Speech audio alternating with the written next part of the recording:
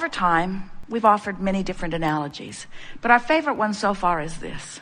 So you are source energy, and a part of you comes forth into the physical, while the larger, far and away, the larger part of you remains eternally and non-physically focused, as source always does. Source, get it? Source. Some say, Abraham, why doesn't source come forth and be physical if source thinks we should like physical so much? And we say that's like asking the electricity in your wall to come forth and be the toaster. Sometimes the toaster is happy that there's electricity coming through the wall, you see. And so it's the same thing. Source is source, and you are an extension of source out here on the leading edge. So here you are out here on the leading edge as extension of source, exposing yourself to new ideas and launching constant new rockets of desire, which the source within you embraces and becomes the vibrational equivalent of immediately.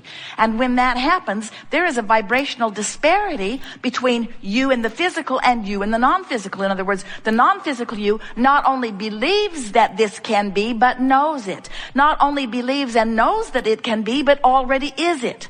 Already is it. It's already done, vibrationally speaking. When you ask, it's done. There's just one little thing you have to do as you are physically focused, and that is you have to become a vibrational match to what you're asking for. You gain confidence in these laws of the universe. You'll be joyful no matter where you stand in relationship to anything you want.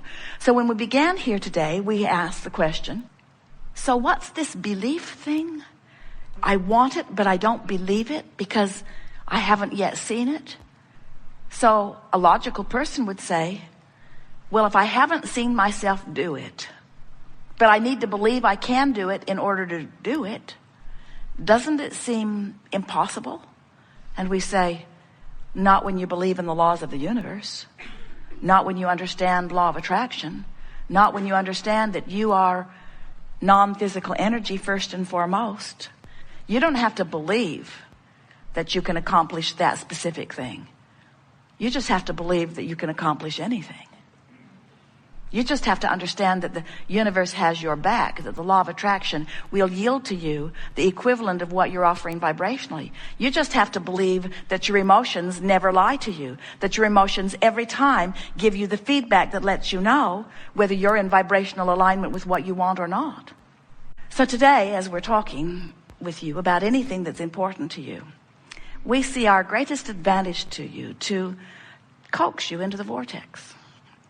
One thing you'll notice about us and about your own inner being is that we won't come out of the vortex where you are, ever. In fact, that's why you have negative emotion. If we would come out and complain with you, your complaint would feel blissful because there would be no separation. But since your inner being does not come out and complain with you, Esther can drag Jerry over there. Jerry can drag Esther over there. In other words, you can drag each other over there. And if they don't come easily, you get really feisty with them. You say, you're not supporting me.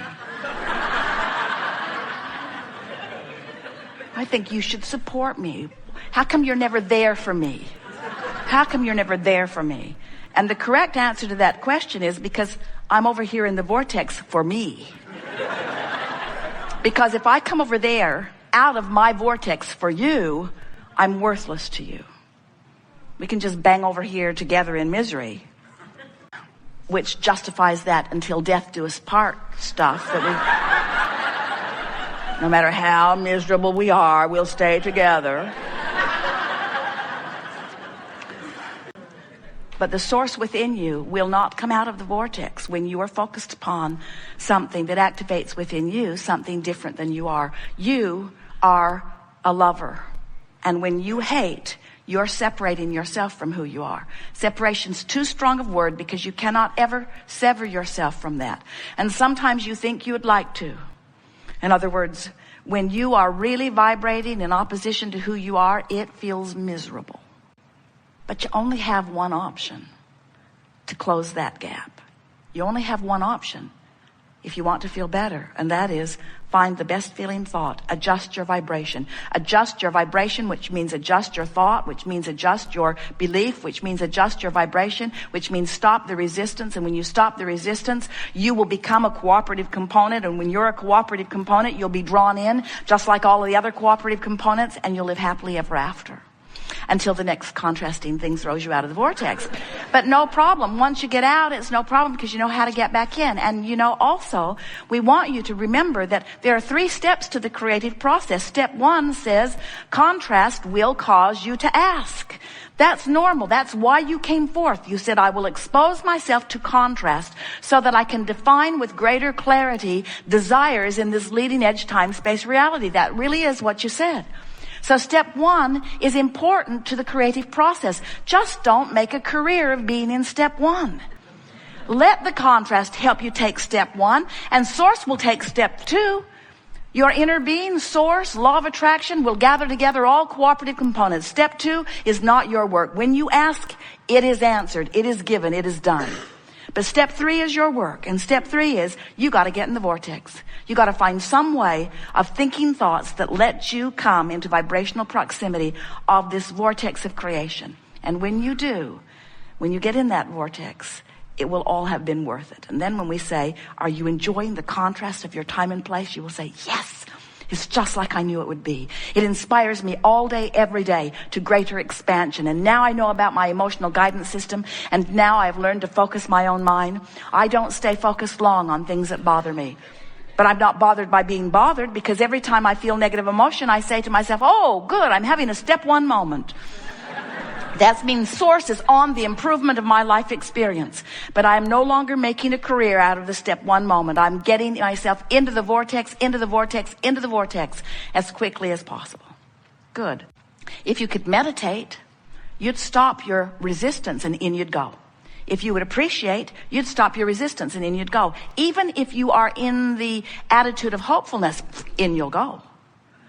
But if you're mad, if you're ornery, if you're defeated, if you're fearful, if you're disappointed, if you're angry, if you're frustrated or overwhelmed, if you're feeling those emotions, and what are they? Those emotions don't just come out of thin air. Those emotions every single time are indicators of your vibrational relationship with who you have become. If life didn't cause you to become this more over here in the vortex, if your life hadn't caused the larger part of you to be there, you wouldn't feel bad not going. You could continue to focus upon unpleasant things.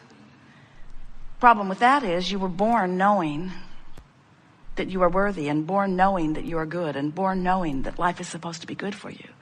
And when you first got here, you didn't have anything going on in your vibration that contradicted that. So you were tuned in most of the time, like the beasts of your planet are mostly in the vortex.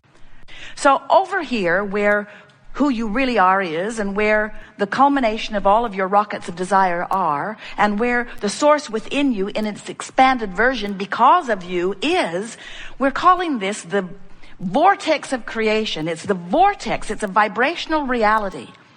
We talked earlier about how when you look at something that's already manifested in your reality, you say, well, I can believe that because I can see that.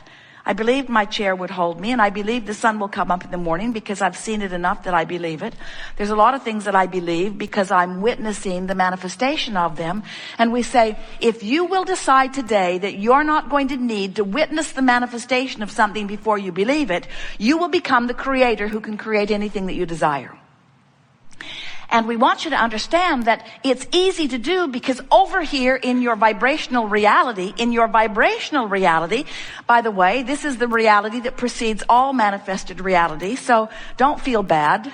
Sometimes our physical friends think, oh, well, yeah, vibrational reality. I'm rich there. I'm skinny too. But what we want you to understand is the vibrational reality always precedes the reality. And if you have knowledge of the existence of this vibrational reality, if you know about this vortex, do you know what happens over here in this vortex of creation? Law of attraction is responding to the desire and causing a culmination. assembling all cooperative components. So everything that is necessary for the achievement of anything that you want has already been assembled. The question that we want to ask you is, are you a cooperative component? Or are you over here keeping alive a belief of doubt that contradicts what you're asking for? And the answer to the question is, if you are feeling negative emotion, then you're keeping alive a vibration that contradicts it. Because if you're even hoping you're over here on the edge and the vortex is taking you in. In other words, this is a powerful vortex of attraction. And it will bring everything that matches it. But if you're over there beating the drum of why you want it, in other words, I want it because it's miserable not having it. I want it because I don't have it and I don't like not having it. As you beat that drum, you keep alive in yourself, active in your vibration, a frequency that prevents you from being brought in. Now you know everything that is important to know about who you are, where you came from, why you're here, what's it all about.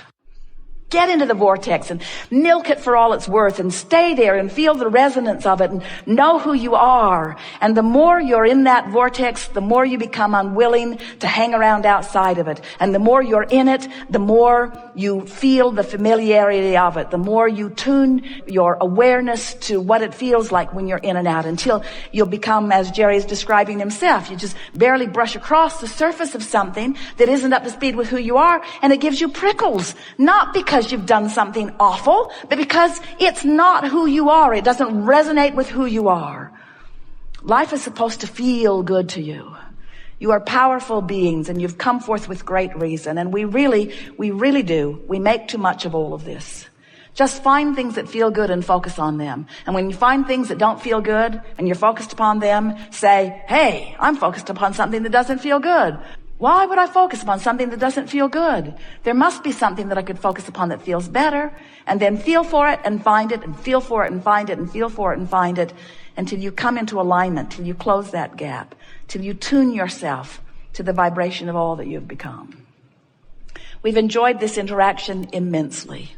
It is exhilarating to come together with those like you who are reaching for the fulfillment of who you are.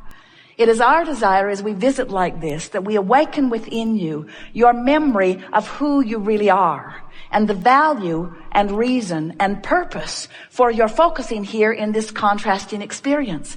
We want you to stand as we do inside your vortex, exhilarated with everything that you lived that put you there. We want you to feel as happy, maybe that's the wrong word. We want you to feel joyous about your despair. How about that? Because from inside the vortex, you can feel joyous about the guidance that let you know where you were, your focusers, you see.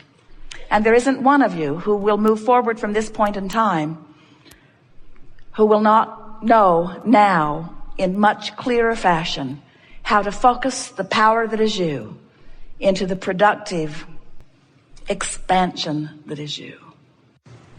We've enjoyed this interaction immensely. It is delicious to come together with those like you who are coming more and more, moment by moment, really, to know who you are.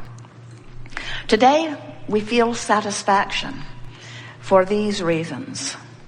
We have felt your willingness to focus for inordinate amounts of time, for the sheer purpose of understanding this vortex of creation that we've been talking about.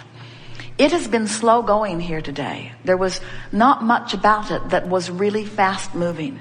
But in the process of that, what has been activated within each of you is an understanding, most importantly, of your ability, if you want to, under any circumstances, to become a vibrational match to the vibrational reality that precedes your manifestations.